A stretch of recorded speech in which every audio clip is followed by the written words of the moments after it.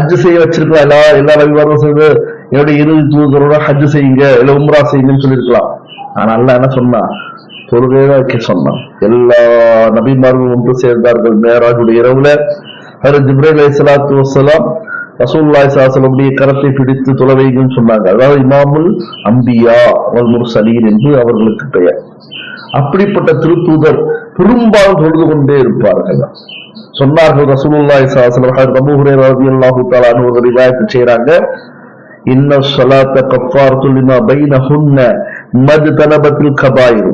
ஒரு முஸ்லிம், ஒரு முஃமின் பெரும்பாவங்களை விட்டு தவிர்த்திருந்து 5 வேளை தொழுகை தொழுவார் என்று சொன்னால், இடைப்பற்ற காலங்களில் நேரங்களில் நடக்கின்ற அறிந்தும் அறியாமல் செய்கின்ற சிறும் பாவங்களை அல்லாஹ் தஆலா மன்னிக்கின்றான்.